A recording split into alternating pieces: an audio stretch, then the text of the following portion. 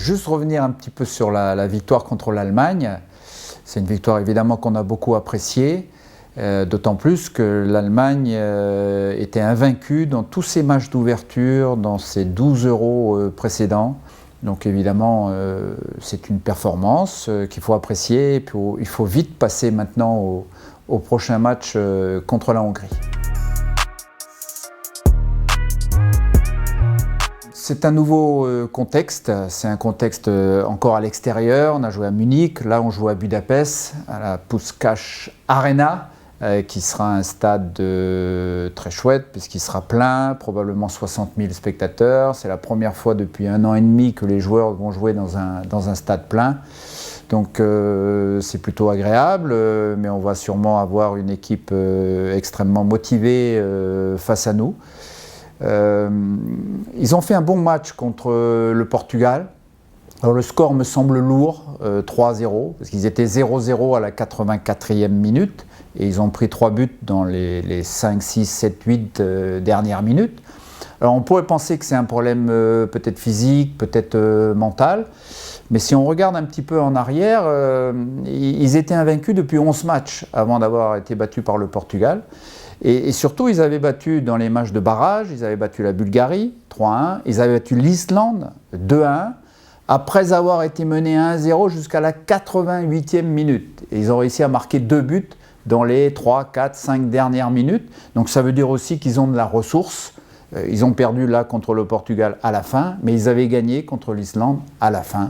C'est une équipe où il manque 3 joueurs au milieu, hein, c'est trois bons joueurs, c'est Gazdag, Szoboszlai et Kalmar, qui sont 3 joueurs qui jouaient habituellement et qui ne seront pas là parce qu'ils ne sont pas rétablis. Alors c'est une équipe qui est organisée en 3-5-2. Ils ont un très bon gardien qui s'appelle Gulácsi qui joue à Leipzig et Orban qui joue également à Leipzig qui est défenseur central. Donc 3 joueurs très, très athlétiques avec des joueurs de couloir aussi sur les côtés, plus 3 joueurs au milieu. Et là, contrairement aux Allemands qui jouaient en 3-4-3, eux ils jouent en 3, 5 milieux et 2 attaquants, qui sont Slalai qui joue à Mayence et Salai qui joue à Fribourg.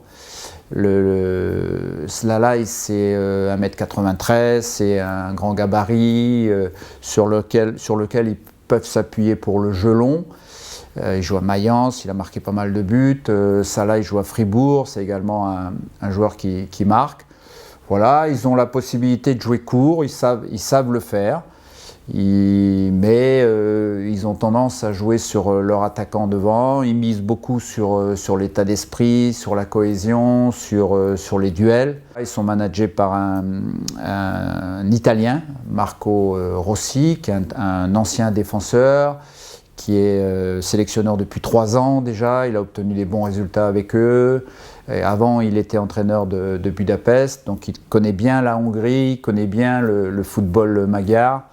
Donc c'est une équipe où il faudra être vigilant.